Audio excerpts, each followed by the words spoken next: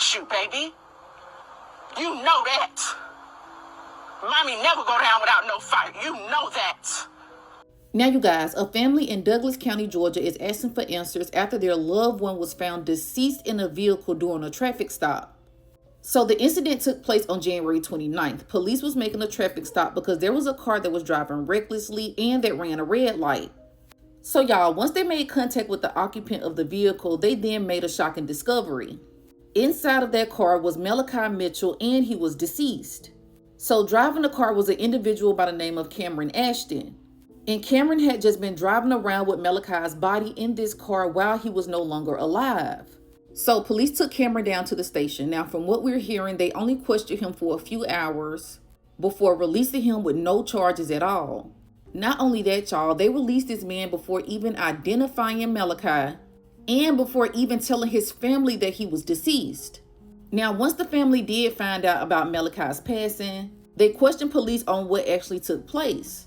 So all police told the family was, look, the perpetrator made a statement. He's saying that he is the one that shot Malachi. And as of right now, we're investigating the situation, so we let him go. Now, you guys, this is Malachi. At this time, I do not have a picture of Cameron.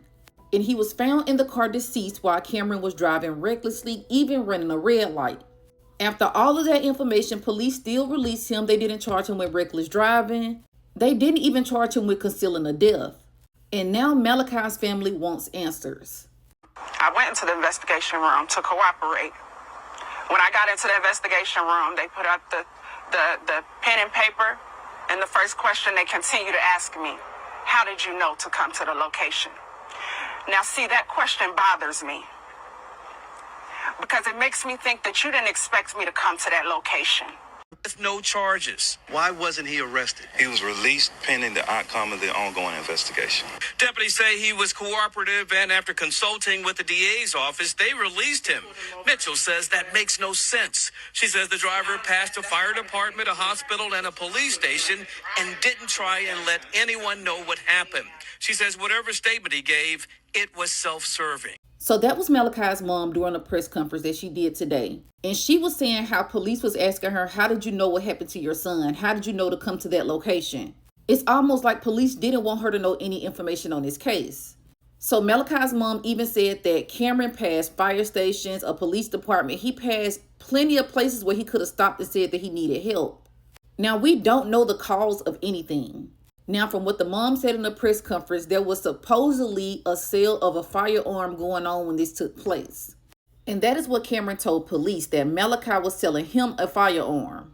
They haven't said why Cameron did this to Malachi. They haven't said a motive. I mean, nothing. Like I said before, at the very least, they could have charged him with reckless driving. So Malachi's mom is saying that he's never been in trouble with the law. She's saying that he's a high school graduate, went on to become a certified insurance adjuster.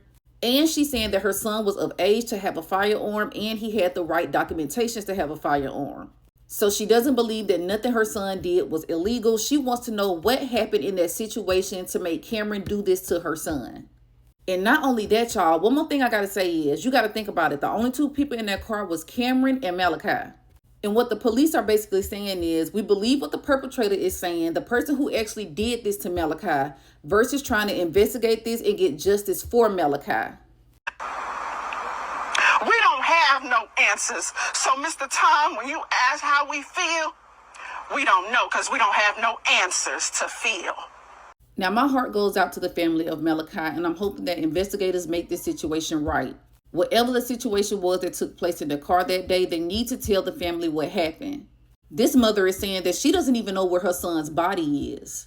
Now, you guys, as always, make sure you blow this up, share this. Let's get some answers in Malachi's case.